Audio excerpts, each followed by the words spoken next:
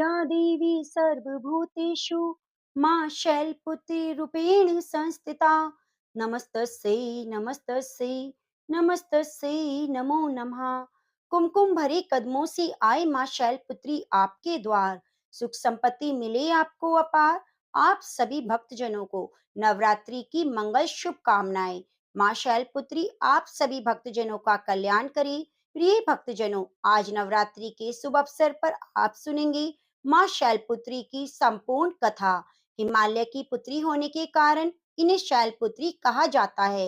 मां शैलपुत्री का स्वरूप बड़ा ही शांत है और सरल है। मां शैलपुत्री के एक हाथ में त्रिशूल और दूसरे हाथ में कमल का पुष्प शोभायमान है। नंदी बैल पर सवार मां शैलपुत्री को वृषभरूढ़ा भी कहा जाता है और उन्हें उमा के नाम से भी जाना जाता है। मां शैलपुत्री के विषय में जानने से पहले उनकी पूर्व जन्म की कथा को सुनना अत्यंत आवश्यक है। दक्ष प्रजापति ब्रह्मा जी के मानस पुत्र थे। उनकी कई पुत्रियां थी, सभी पुत्रियां गुणवती थी, लेकिन दक्ष प्रजापति के मन में संतोष नहीं था।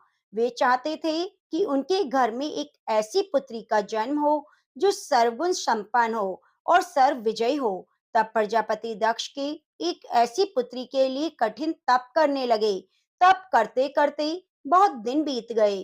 तब भगवती आद्या ने प्रकट होकर कहा, हे राजन, मैं तुम्हारे तप से प्रसन्न हूँ। मैं स्वयं पुत्री के रूप में तुम्हारे यहाँ जन्म लूंगी। मेरा नाम उस समय सती होगा। मैं सती के रूप में जन्म लेकर अपनी लीलाओं का विस्तार करूंगी। इस प्रकार भगवती ने सती के रूप में दक्ष प्रजापति के यहाँ जन्म लिया। देवी सती प्रजापति दक्ष की सभी पुत्रियों में अलौकिक थी। उन्होंने बचपन में ही कई अलौकिक कृत्य किए, जिन्हें देखकर स्वयं प्रजापति भी विस्मय की लहरों में डूब जाया करते थे। जब सती विवाह योग्य हो गई तो दक्ष को उनके लिए वर ढूंढने की चिंता हुई। उन्होंने श्री ब्रह्मा जी से परामर्श किया। ब्रह्मा जी ने कहा, देवी सती का आद्य अवतार है और आद्य आदि शक्ति शिव आदि पुरुष है, इसलिए सती के विवाह के लिए शिव ही योग्य और उचित हैं। तब प्रजापति दक्ष ने ब्रह्मा जी की बात मानकर देवी सती का विवाह भगवान शिव के साथ कर दिया। अब देवी सती कैलाश पर्वत में जाकर भगवान शिव के साथ रहने लगी। हालांकि भगवान शिव दक्ष प्रजापति के दामाद थे, फिर भी एक ऐसी घटना घटित हुई जिसके कारण दक्ष के हृदय में शिव के प्रति बैर उत्पन्न हो गया। वह घटना, एक बार ब्रह्मा जी ने धर्म निरूपण के लिए एक विशाल सभा का आयोजन किया। सभी बड़े बड़े देवताओं को बुलाया गया। भगवान शिव भी एक और ध्यान मग्न बैठे थे। सभा मंडल में प्रजापति दक्ष का आगमन हुआ। दक्ष प्रजापति के आगमन होते ही सभी देवता तो उठ खड़े हुए, किंतु उस समय दो लोग खड़े नहीं हुए, ब्रह्मा जी और भगवान शिव। दक्ष प्रजापति जी ने ब्रह्मा जी के विषय में तो यह सोचा कि वे उनके पिता हैं, अगर वे खड़े नहीं हुए तो कोई बात नहीं, लेकिन शिव जी तो मेरे दामाद हैं, उन्हें तो मेरे सामने उठकर खड़े होना चाहिए था। भगवान शिव तो ध्यान में मग्न थे, उन्होंने इस ओर ध्यान नहीं दिया सभा में कौन आया है और कौन नहीं। उन्होंने उठकर अपने ससुर को प्रणाम क्यों नहीं किया। तब दक्ष प्रजापति ने इसे अपना अपमान समझा।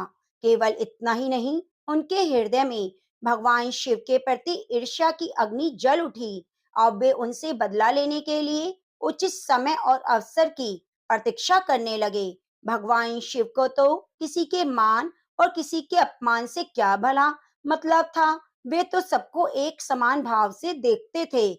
उन्हें तो चारों ओर अमृत ही अमृत दिखाई पड़ता। जहाँ अमृत होता है फिर वहाँ कड़वाहट और लेपन का भला क्या काम। भगवान शिव कैलाश पर्वत में रात दिन राम राम कहा करते थे। एक दिन देवी सती के मन में जिज्ञासा उत्पन्न हुई। उन्होंने अवसर पाकर भगवान शिव से एक प्रश्न किया, हे प्रभु, आप हर समय राम राम क्यों कहते रहते हैं?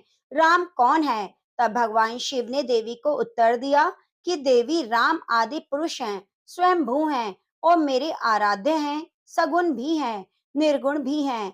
किंतु देवी सती के कंठ के नीचे यह बात नहीं उतरी, तो वे भगवान शिव को ही सर्वोपरि समझती थी। वह सोचने लगी कि अयोध्या के राजा दशरथ के पुत्र श्री राम आदि पुरुष के अवतार कैसे हो सकते हैं? वे तो खुद अपनी पत्नी सीता के वियोग में दंडक वन में उन्मत्त की तरह विचरण कर रहे हैं। वृक्ष और लताओं से उनका पता पूछते फिरते हैं। फिर वे अगर आदि पुरुष के अवतार होते तो क्या इस प्रकार का आचरण करते? क्या वे आसानी से सीता का पता ना लगा लेते? अब देवी सती के मन में श्री राम की परीक्षा लेने का विचार उत्पन्न हुआ। देवी सती सीता जी का रूप धारण करके दंडक वन में जा पहुंची और श्री राम जी के सामने प्रकट हो गई। भगवान श्री राम ने सती को देवी सीता के रूप में देखा तो कहने लगे, माते, आप अकेले यहाँ वन में क्यों घूम रही हैं? भोलेनाथ कहाँ हैं? भोलेनाथ तो नजर नहीं आ रहे। भगवान श्री राम के ऐसा पूछने पर अब तो देवी सती से कोई उत्तर देते ना बना और तुरंत अदृश्य हो गई और मन ही मन पश्चाताप करने लगी कि उन्होंने तो व्यर्थ ही श्री राम पर संदेह किया। देवी सती तो अपना रूप बदलकर श्री राम के पास गई थी, फिर भी उन्होंने पहचान लिया। यह सोचकर देवी सती वापस कैलाश पर्वत पर गई। वे भगवान शिव को इसी विषय में कुछ बता नहीं पाई। जब भगवान शिव ने उन्हें कैलाश पर्वत पर वापस आते देखा तो कहने लगे, सती, आपने सीता जी के रूप में श्री राम की परीक्षा लेकर बिल्कुल भी अच्छा नहीं किया। सीता जी मेरी आराध्य हैं, अब तुम मेरी अर्धांगिनी कैसे रह सकती हो? इस जन्म में हम और तुम पति पत्नी रूप में नहीं रह सकते। शिव जी का यह कथन सुनकर देवी सती को बहुत दुख पहुंचा, लेकिन अब क्या हो सकता था? शिव जी के मुख से निकली हुई बात असत्य कैसे हो सकती थी? इसके बाद शिव जी समाधि में लीन हो गए। देवी सती दुख और पश्चाताप की लहरों में डूबने लगी। उन्हीं दिनों देवी सती के पिता कनखल में बहुत बड़ा यज्ञ कर रहे थे। उन्होंने इस यज्ञ में सभी देवी देवताओं मुनियों को आमंत्रित किया था, किंतु शिव जी को निमंत्रण नहीं भेजा, क्योंकि उनके मन में शिव जी के प्रति ईर्ष्या भरी थी।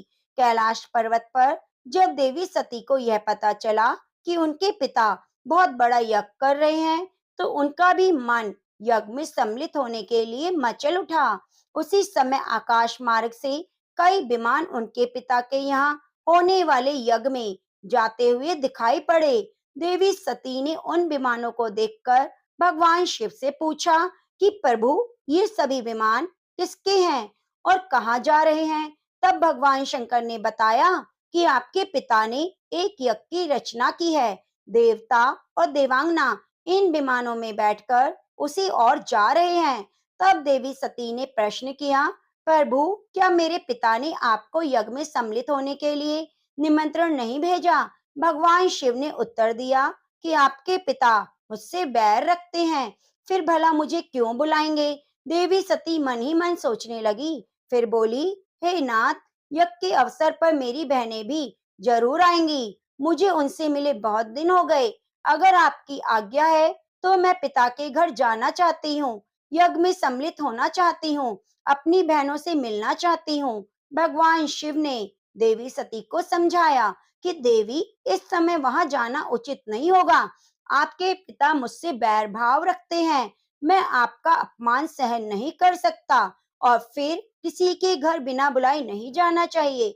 किंतु देवी सती ने माया के वश होकर हठ किया और बार बार एक बात दोहराती रही और उनकी इच्छा को देखकर भगवान शिव ने उन्हें जाने की आज्ञा दी और एक गण भी भेजा जिसका नाम था वीरभद्र। देवी सती वीरभद्र के साथ अपने पिता के घर गई, किंतु वहां पर किसी ने भी उनसे प्रेम पूर्वक व्यवहार नहीं किया।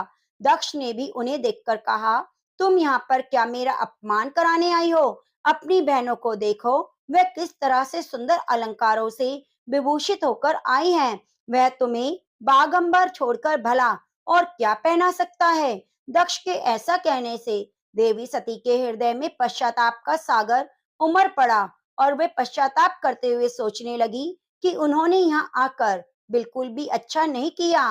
भगवान ठीक कह रहे थे कि बिना बुलाए पिता के घर नहीं जाना चाहिए। अब क्या हो सकता है? के कड़वे और अपमानजनक शब्द सुनकर भी देवी सती चुप रही। फिर वे यज्ञ मंडप में गई, जहाँ सभी देवी देवता ऋषि मुनि बैठे थे। यज्ञ कुंड में अग्नि चल रही थी उस अग्नि में आहुतियां डाली जा रही थी। देवी सती ने यज्ञ मंडप में सभी देवताओं के भाग देखे, लेकिन भगवान शिव का भाग नहीं देखा। तो वे भगवान शिव का भाग ना देखकर अपने पिता से बोली, पिता श्रेष्ठ, यज्ञ में तो सबके भाग दिखाई पड़ते हैं, किंतु कैलाशपति का कोई भाग नहीं। उनका भाग क्यों नहीं दिया गया? प्रजापति ने बड़े गर्व से कहा। उन्हें बताया, पुत्री, मैं तुम्हारे पति को देवता नहीं समझता। वे तो भूतों के स्वामी, नग्न रहने वाले, हड्डियों की माला पहनने वाले हैं। वे देवताओं की पंक्ति में बैठने योग्य नहीं। भला उसे कौन भाग देगा? यह सुनते ही देवी सती के नेत्र क्रोध से लाल हो गए। उनकी भौहें टेढ़ी हो गई, मुखमंडल प्रलय के सूर्य की तरह दमक उठा। उन्होंने पीड़ा और अपमान से तिलमिलाते हुए कहा, ओहो, मैं इन शब्दों को कैसे सुन रही हूँ? मुझे धिक्कार है। देवताओं, तुम्हें भी धिक्कार है कि उन कैलाशपति के लिए इन शब्दों को भला कैसे सुन सकते हो, जो मंगल के प्रतीक हैं, क्षण मात्र में संपूर्ण सृष्टि को नष्ट करने की शक्ति रखते हैं। वे मेरे स्वामी हैं। नारी के लिए उनका पति ही स्वर्ग है। जो नारी अपने पति के लिए अपमानजनक शब्दों को सुनती है, उसे नरक में जाना पड़ता है। पृथ्वी सुनो, आकाश सुनो, देवताओं तुम भी सुनो। मेरे पिता ने मेरे स्वामी का अपमान किया। मैं अब एक क्षण भर भी जीवित नहीं रहना चाहती। देवी सती ने इन वचनों को समाप्त करती हुई देखते ही देखते यज्ञ के कुंड में कूद पड़ी। जलती हुई आहुतियों के साथ उनका शरीर भी जलने लगा। यज्ञ मंडप में खलबली मच गई। देवता उठकर भाग खड़े हुए। वीरभद्र यह सब देखकर क्रोध उठे। वे उछलकर यज्ञ का विध्वंस करने लगे। यज्ञ मंडप में भगदड़ मच गई। देवता ऋषि मुनि भाग खड़े हुए। वीरभद्र ने देखते ही देखते प्रजापति दक्ष का मस्तक काट कर फेंक दिया। यह समाचार कैलाश पर्वत पर विराजमान भगवान शिव को पता चला। सुनते ही वे प्रचंड आंधी की तरह कनखल जा पहुंचे। देवी सती के जले हुए शरीर को देखकर भगवान शिव अपने आप को भूल गए। देवी सती के प्रेम और उनकी भक्ति ने भगवान शिव के मन को व्याकुल कर दिया। उन शंकर जी के मन को व्याकुल कर दिया, जिन्होंने काम पर भी विजय पाई थी, जो सारी सृष्टि को नष्ट करने की क्षमता रखते हैं। वे देवी सती के प्रेम में खो गए। फिर भगवान शिव ने उन्मत्त की तरह देवी सती के जले हुए शरीर को कंधे पर रख दिया और सभी दिशाओं में भ्रमण करने लगे। भगवान शिव और देवी सती के इस अलौकिक प्रेम को देखकर पृथ्वी रुक गई, हवा रुक गई, जल का प्रवाह ठहर गया। यहाँ तक कि देवता गण भी अपनी अपनी सांसें थामकर इस भयानक और दारुण दृश्य को देखने लगे। सृष्टि के सभी प्राणी त्राहिमाम करने लगे। भयानक संकट उपस्थित देखकर सृष्टि के पालक भगवान श्री हरि आगे बढ़े और वे भगवान शिव की बेसुधी में अपने चक्र से देवी सती के एक अंग को काट काट कर गिराने लगे। धरती पर 51 जगह देवी के अंग गिरे। देवी सती के सारे अंग कटकर गिर गए। तब भगवान शिव पुनः अपने आपे में आए। जहाँ देवी सती के अंग गिरे, वह स्थान शक्तिपीठ के नाम से प्रचलित हुए। आज भी उन स्थानों में देवी का पूजन होता है, उपासना होती है। इस प्रकार यज्ञ मंडप में अपने शरीर को भस्म करने के बाद देवी सती ने हिमालय के घर उनकी पुत्री के रूप में जन्म लिया। हिमालय अर्थात शैल की पुत्री होने के कारण उन्हें शैलपुत्री कहा जाता है। तो प्रेम से बोलिए, माँ शैलपुत्री की जय हो। ओम नमः शिवाय। जय जय अम्बे, जय जगदम्बे।